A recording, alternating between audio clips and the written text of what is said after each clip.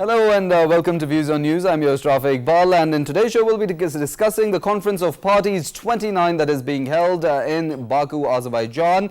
And of course, climate change, if we talk about it, it's a global phenomena. It is affecting the whole world and of course, especially the developing countries. The United Nations Climate Change Executive Secretary Simon Stiles said that the worsening climate impacts will put inflation on further steroids.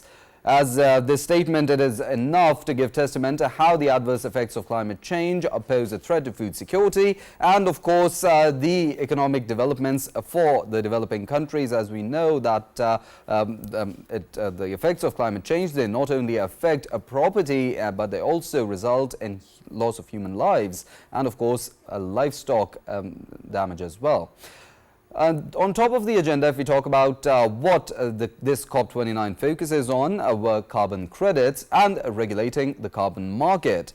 Emphasis was laid on Article 6 of the Paris Agreement, which covers how countries were allowed to collaborate and fulfill national obligations concerning climate change. Prime Minister Shehbaz Sharif, he also addressed the COP29 and shed light on the adverse impacts of climate change that Pakistan had faced with regards to the 2022 floods and how they wreaked havoc in the country. Of course, Pakistan having less than 1% of carbon footprint globally, but still faces the brunt of these adverse effects of climate change.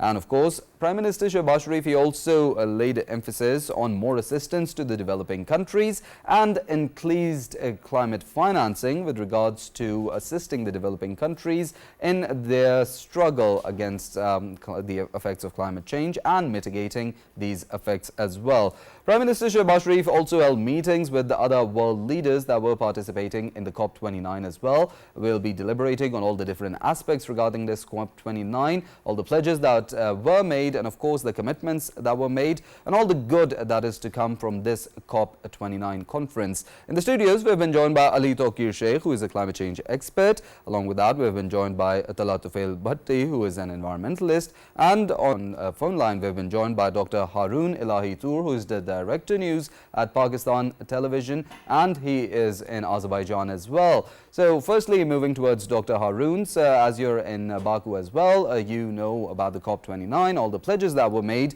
Prime Minister Shehbaz Sharif, he also addressed this summit and also he held bilateral meetings on the sidelines of this Conference of Parties.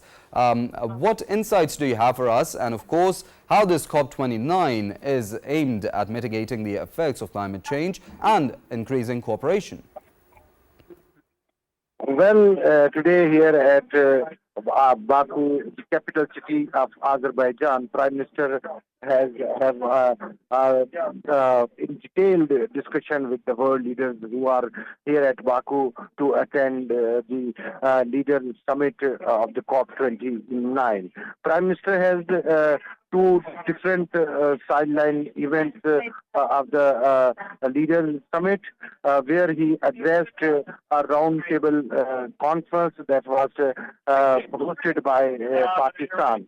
Prime Minister stressed over the challenges that the world is facing today due to the ever increasing climate change effects on the world overall. The Prime Minister also attended an event that was hosted by the Tajik president, where the world leaders discussed on the preservation of the glaciers. The Prime Minister highlighted how the glaciers are very important for the human lives, especially to cater the water needs of the country. Prime Minister discussed about the threat that even posed to the Pakistan economy due to the ever-increasing temperature that has affected the glaciers in Pakistan, and at present around 3,000 lakes have been there due to the melting of the glaciers. At the roundtable conference, Prime Minister hosting the world leaders stressed over the developed countries to have the concrete steps to cater the challenge of the climate change. Dr. Haroon, if I talk about the Pakistan, how it is facing the adverse effects of climate change, I'll mention the 2022 floods, and of course under your leadership, PTV World also covered in detail the havoc that was wreaked throughout the country. Of course, there was a lot of loss to livestock, there was a lot of human lives that were lost, and there was a lot of damage to infrastructure as well. How do you think climate change is affecting Pakistan precisely, and Prime Minister Shehbaz Sharif's efforts in highlighting the concerns that Pakistan has regarding this climate change being less than 1% contributor to the carbon emissions? Well, the Prime Minister, the Pakistan is one of the major victims of the climate change. As you discussed in 2022, we faced a devastating flood that has have an impact of the billions of dollars to our economy. At present, we are facing smoke in our plain areas of the Punjab, especially. So we are very much vulnerable to the climate change. That's why the Prime Minister here at Baku was the epicenter of the world leaders, and they discussed in details about the effects of the climate change on the world. Prime Minister on the sidelines here after the family photo of the world leaders who were participating in the COP29. In these informal discussions, the world leaders discussed the effects of the climate changes and climate change and the impact of the world economy on due to this ever increasing threat to the human lives through the globe. Prime Minister interacted with the Azerbaijan President, UAE President, and then the leadership of the Denmark, and also with the Turkish President Recep Tayyip Erdogan. Prime Minister also have an informal discussion with the chief advisor of the caretaker interim government of Bangladesh, where the leadership discussed about the joint effort to cater this menace. Right, Dr. Haroon, Elahi, Toor, thank you for your time and your valuable insights. That was our Director News Pakistan Television giving us these insights and of course his opinion straight from Baku, where the COP29 is taking place. Coming back to the studios, I'll move towards Mr. Talha first. Of course, from the Paris Agreement up till now, COP29, there's a lot of progress made. How would you comment on that? Well, I must say, thank you so much for the invite. And secondly, there is a lot of progress which we have actually made, specifically in climate services. If we talk about Africa and Asia, there is a lot of improvement in the climate services department. And that is actually very remarkable in the field of that. But again, we are not the reasons behind this genesis of climate crisis which we are facing. So we need to be prepared that things are going to be very difficult before it gets easier for us in the longer run. But moving towards Mr. Ali, of course, we talk about COP29, earlier there was COP28 and before that there was COP27. There was a lot of pledges made in these conference of parties, but when we talk about funding, of course, there's not as many funding that was received. How do you think there's measures that need to be stepped up with regards to the funding, and of course this gap needs to be bridged? This coin has two sides. One is the availability of financing internationally, and that's where the developed countries have mostly failed. And the second side of the coin is the absorptive or spending capacity to access that. That's where the developing countries have failed. Now, we may have tremendous amount of tremendous needs in every sector: agriculture, in water, in urban planning, in education, in disaster preparedness, in resilience, in carbon emissions reduction, in energy transition, and so on and so forth. Our shopping list is very tall, right?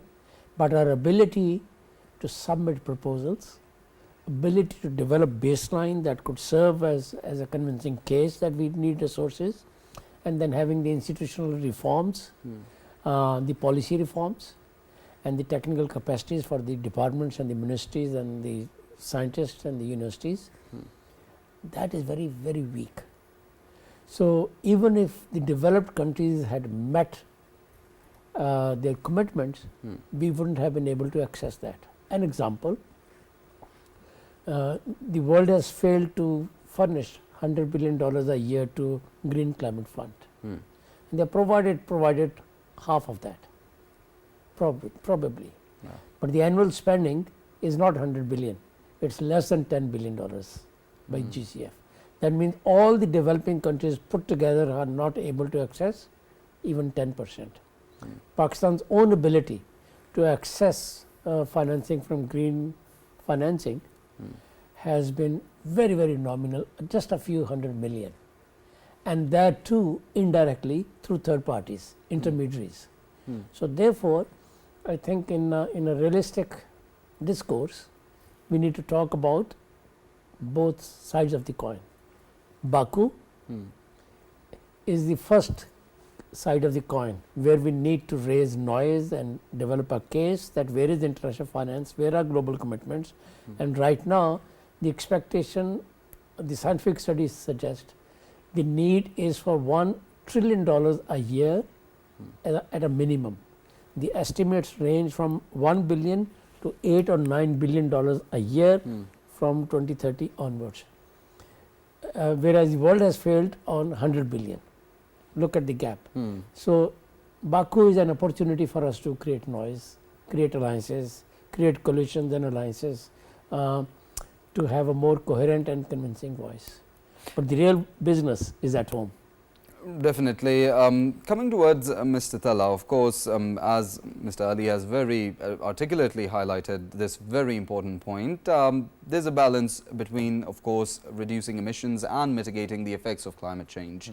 How do you think all the countries in the world, of course, climate change is something that affects everyone equally, and some even more than they deserve, such as Pakistan, having less than 1% carbon emissions and footprint for carbon, but they do face the brunt of climate change. With regards to that, do you think, how do you think the countries can balance between reducing their emissions and, of course, mitigating the effects of climate change as well at the same time? Because there's a balance that will need to be struck. Yeah. I mean, if you look at the before COP, there is a trend in recent reports were published. Like UNEP published their reports, and all the other big departments around the world public their latest stats, so the policymakers can understand what are the real conditions are there. So recently WMO quoted this, that we have reached to 1.3 degree in regards to before the pre-industrial level.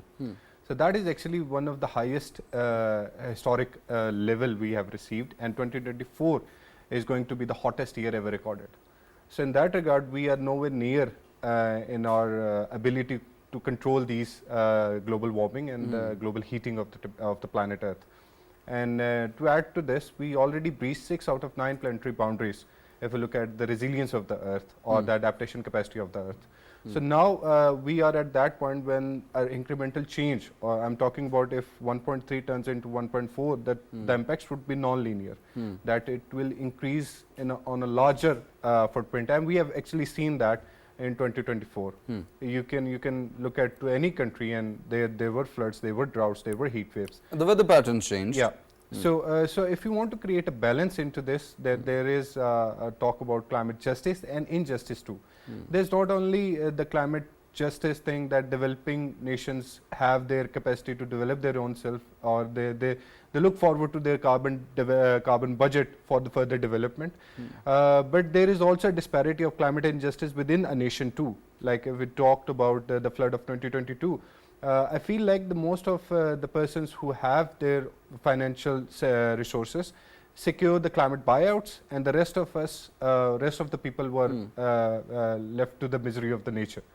So to create that balance, you need to understand what are the demand you have on the ground too. So there is no one silver bullet for all of the problems. But if you talk about on the international level, the developing nations like Pakistan, we are actually near to complete our NDC on the energy targets. Like we have added 52% renewable energy share into our energy mix. But on the other hand, the international market, the INDCs are not there. So and the element of Trump induction into the politics again, we are also talking about 4 billion tons of CO2 by 2030, addition of that. So the things are very unrealistic at the point. So we cannot say we can maintain that balance in the longer run, but we are looking forward to some of the positive steps which are happening in a shorter way too. Right. Just want to add into last this, the US representative or the chief negotiator in the BAKU actually said that the political cycle is for 5 years. So we have to see whatever the forces of the nature is going to be unleashed on the planet Earth for the next 5 years, but we can retrieve back in the longer run. Right, of course. Mr. Ali, of course, when we talk about climate change and how we're talking about a balance between mitigating the effects of climate change and reducing the carbon emissions. Of course, we know Pakistan has been very proactively trying to reduce even further its carbon emissions, which are already near to zero. But we still know a shift towards greener energy, as Pakistan is now moving towards more solar energy, more non-conventional energy means. But at the same time, do you think a use of tech transfer could help developing countries better to reduce the effects of climate change, and even the developed nations when they collaborate with technology transfer, so they can reduce their carbon emissions? And of course, not just climate financing, not just climate awareness helps, but technology transfer and intelligence sharing also helps. This is an excellent question. Thank you so very much. Let me try to explain that in a somewhat different terms. Please do. Benefit. There are almost 100 countries that have less emissions than Pakistan, and they are also very vulnerable. It is such a unfortunate thing. Wherever disaster happens, that becomes the most vulnerable location. It may be coastal area of Karachi or in Florida, Miami. It could be Spain, it could be in Canada, where the forest fires burn community houses, right? So it's a global phenomena. Unless you are hurt directly, you may not be as vulnerable. Right. And important thing is a transition to decarbonization or net zero emissions is a global requirement. Almost 90% countries of the world have already committed to net zero emissions for decarbonization. Yes. The Pakistan's economic machine is in Punjab and in KP, and we are engulfed by smog. It's the biggest health crisis we could face. It's the biggest education crisis we could face. Definitely. The schools are getting closed. And it's an economic crisis. Our flights are getting cancelled, trains are getting cancelled, people don't show up at work, and then the health issues, and there are no beds available. Definitely. This has provided us an opportunity to commit Pakistan to net zero emissions, as more than 150 or 200 countries have already committed, and then say that for that transition we need technology. Then we'll have the vision and a policy to support. And then the world will look at our needs more sympathetically. World does not have spare change to give to country that does not have a vision and a commitment. Right? Our needs are huge. But if we have a focused direction that by a certain year, I do not want to say which year, 2050, 2060, 2070, let's say 2100. But a timeline needs to be set. You set a timeline, you set a time frame, and then you prioritize certain areas. For example, you can prioritize textile because that will face taxes in export to Europe. By way of example, there may be bar or restrictions. You could very well say that we'll begin with important economic sector. You can pick rice or something else. So technology is not an abstract off the shelf. Right. Technology is what you need. For example, if we burn crops, and that adds to smog, then I need a particular type of technology that can plow the residue in the soil without burning, and that could serve as fertilizer. Definitely. Now, it's a very simple technology. Even students from engineering university or a small startups in Pakistan can probably produce that. But let's say we cannot produce that. We can go to the world and look for that technology wherever that is available, because that's our top priority. That technology is far more important for us than some high tech that we cannot utilize or will use in 5 years time or 10 years time. So, in my humble view, technology need has to be defined first at the local level, local reality level. For example, I want to give you 1 or 2 more examples with which our viewers could also relate. If Pakistan is a water scarce country and rice consumes too much water, I need types of rice that does not need as much water, that is not as thirsty. I need that technology that reduces my demand on water. In Pakistan, whenever we have pipes for sewerage and water supply to households, we dig the road, put the pipes and fill it, and when there is a leak, we redo it. Everywhere in the world, they use drones. You can put drone in the pipe, it will go and detect where the leakage is. Even now, instead of digging the road, you have the technology that drills underneath, right? You don't have to dig. This is pre-partition technology we are still using. So, the technology need for Pakistan is how to lay pipelines for water and sewerage. It's a very simple thing. The world is doing it in 100 countries, not in Pakistan. More innovation. More innovation that relates to our daily lives and daily needs at the community level, at the farmers level, at the workers level, at small and medium enterprise level, at that level. Somehow we have a habit of thinking of some very fancy technologies like iPhones and then think we cannot settle anything less than that. Whereas our technology needs are exactly the way China's technology needs were 30 years ago. And that's model for us to think in terms of technology. Definitely, that's some very important points that you raised, Mr. Ali. I'm coming towards Mr. Talha to include him in the conversation as well. When we talk about this COP29, there was a term that was on top of the agenda, that was regulated carbon markets.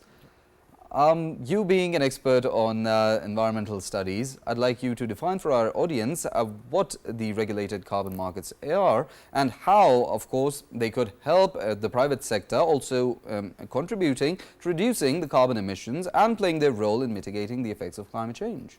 Well, I'm not the expert on climate finance and carbon credits. I'll move towards him as well. Same, but in my humble knowledge, what I feel like a credit equals to 1 ton of CO2 emissions. So when we talk about 1 carbon credits is equal to 1 ton of CO2 emission reduction.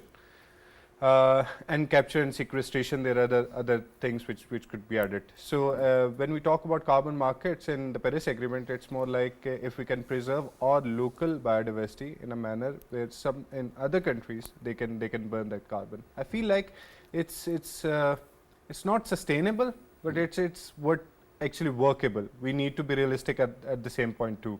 So at this COP, that regulatory system which is approved is more like a global scheme, a framework which can be applied to any country to maintain their carbon markets and to sell it to the highest bidder. And that is what we are going to see in the coming years, because in the last COP, if you remember, they pledged to triple their renewable energy capacity by 2030. So in that regard, there's a lot of resources, natural minerals, which are necessary to build up those capacities. So through these carbon markets or these carbon credits, we can harness those valuable resources, which is like for us, as sir mentioned, that we need a very simple technology which satisfy our own needs rather than applying for the superficial things. So we can harness these markets to allocate those finances which we can channelize into those research and development areas which are necessary to us, and that implies for all of the world. Every country have their own needs, as we have the NDCs which are going to be submitted in the next year, and for that these markets can be very crucial to sustain in the longer run.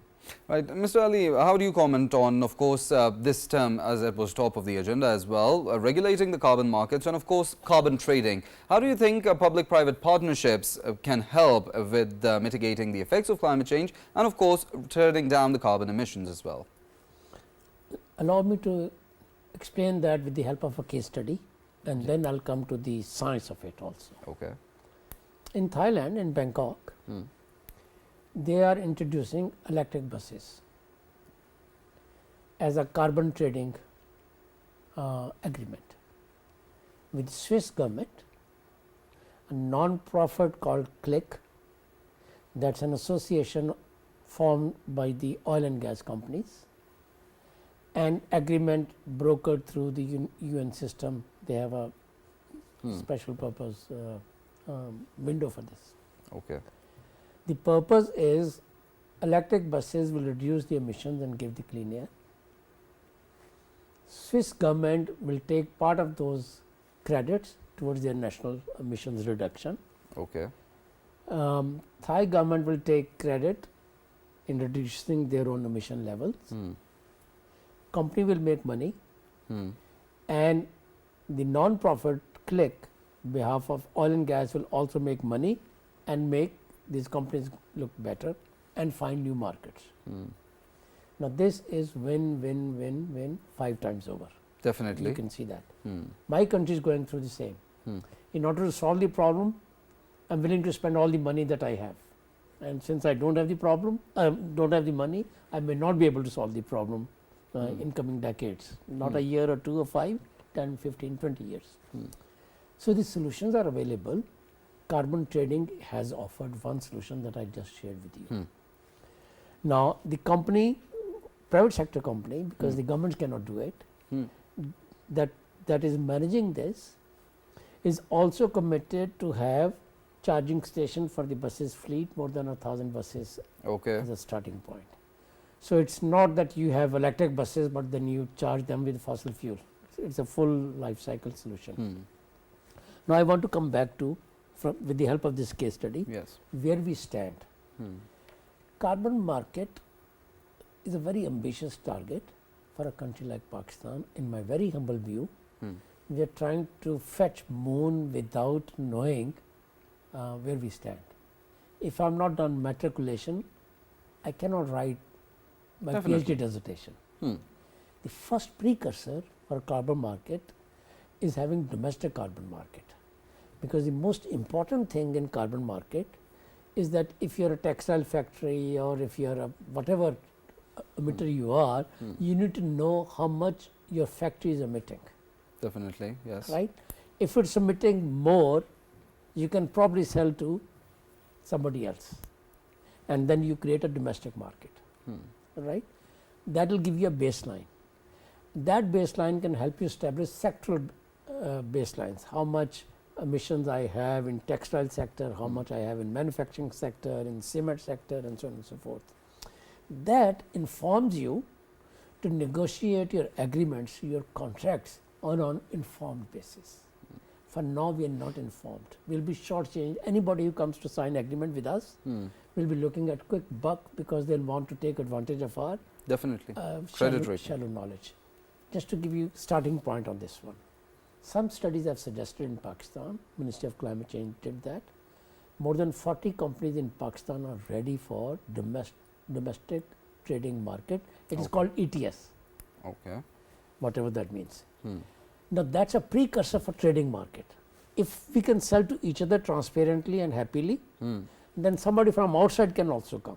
Definitely. So one way to learn how these markets work, China is world's largest ETS market. Right?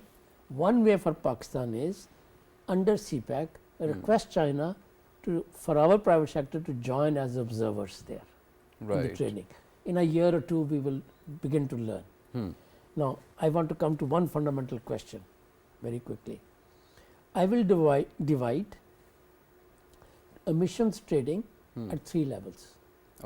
One is forestry and biodiversity level, where the developed country companies will come and get your mangroves and forests and say, this is the emission and this is the compensation we will give you. That's where we are very, very weak. We don't know our forest level, there is no survey. Second is sectors, I just gave you example, where you go to, and they are relatively easier than this and more transparent, more manageable, more measurable, more profitable also, because our national emissions will go down. And third is those specific problems like energy in cities, like smog I mentioned to you from Thailand example. Those examples are a little bit more attractive from my point of view for countries like Pakistan than the forestry ones. And for that, we need to have capacities and competencies of private sector and universities engaged together with the government to do it, because the governments alone will not be able to manage that. Mr. Talha, of course, as Mr. Ali has very beautifully highlighted all the points and solutions that the world and a country like Pakistan can have, of course, and the solution with regards to regulating the carbon market and carbon trading, of course, someone who did not know as much as you did, of course, I'm very overwhelmed to know that such a profitable system is now in place, which can of course mitigate the effects of climate change and of course promote a public-private partnership at the same moment. Do you think greener practices, promotion of them, and of course youthful climate activists, they could play their part in of course creating this massive awareness campaign or bring awareness throughout the world with regards to how the environment needs to be protected for the coming generations, and of course the role internet and social media can play regarding that? Well, if you look at the last 7 to 8 years after 2016 specifically, because that is the year what was hottest ever recorded, from that on we are on a particular trend on which we can see that. There is a lot of youth engagement which we have observed, and there is a lot of results which were observed in that regard too. If you look at the latest report, we came to know that the health, if you look at the health sector, 156,000 people are actually annually saved due to those youth voices and due to youth activism and advocacy in that regard. Because the more you make noise into that direction, the more it could be heard. And then if we look at the international level, there are multiple organizations which are working, just like Rebellion Scientists, Just Stop Oil, and they produce such visual effects on the media and masses that it will sting in the longer run on the media sides, and specifically on the social media. And there are other movie directors which are producing such quality of movies which are present for the mass understanding that how this system of the government is actually working, or international media is actually working in that regard. One of that is just Don't Look Up, is that kind of movie which could be referred for every person to watch in regards to climate negotiations and climate activism which we have seen in the last 30 years. Because back in 1992, this debate is actually started to reduce the emissions, but we have seen every year the emissions have been gone up. And in that regard, now we in the last emission gap report, we have seen the emissions rose to 57 gigatons, which was the highest ever recorded. And that is actually very alarming for us to understand that on the one side, we are talking about the climate seriousness and climate induction into every planning and development we have. On the other side, the emissions are still on the rise. So we need to create that balance, and the youth is the one who is going to face these impacts in the next 30 years or 40 years when we're talking about. So yeah, their role is very active and they are working on it. Well, a very significant role. Mr. Ali, I'd also like to, one aspect that I'd also like to ask you, that is regarding food security. Of course, Pakistan, as we know, it is primarily an agrarian economy. There are a lot of countries that also focus on their own domestic grain. They do not import from other countries, and there are also some countries that do not even have enough to export. They only produce enough for their own consumption. Climate change and of course food security, they go hand in hand, but it is something, everyone has a belly, everyone needs to feed their belly. Do you think more voice should be raised regarding food security with regards to climate change? Some issues are not as complicated as we make them. If I have excess produce one year, next year nobody would grow. And then I'll have a shortage and I'll end up importing, which is the typical history. A big gap, oftentimes we don't attend to that. Pakistan does not have the storage capacity. So the food and the produce will rot.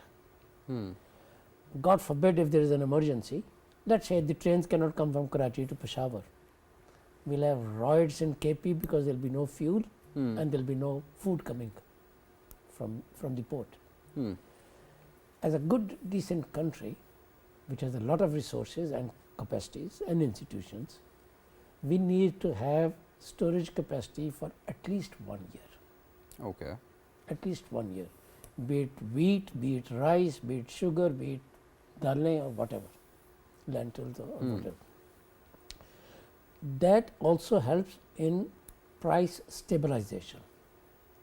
Price stabilization is that the prices do not increase or decrease with weather and with shortages in the marketplace, because you have sufficient. Now, storage, when I say, I do not mean government monopoly, because that will be wrought with all kinds of practical issues of corruption, transparency and waste, and we see that. It's a private sector function, just the way you have cold storage. So, more increased public-private partnership. Just the way you have cold storage. So, it's a private sector function. Government can create some models, but in effect, every district needs to have a storage capacity for its year's needs, and every province needs to have for its year's need, and the country needs to have. So, just the way farmer used to have his seeds and his storage wheat and everything in their house for the year, we need that at the district level and the provincial level. That is not very large investment. It's just creative application of public-private partnerships about which you asked. Pakistani private sector can invest these kind of resources. This is the kind of appropriate technology that we need to have. This is not a rocket science, storage capacity that could be weatherproofed, and that could that helps you in periods of shortage, commodity price fluctuation in the international market, and most importantly, they're becoming increasingly source of political instability in the country. So, from that angle, yes, we need to increase productivity, and we need to manage our cropping pattern, and we need to adjust that to the changing climate pattern and all that, but there are some fundamental steps that are much easier to do, and they are constantly ignored by us.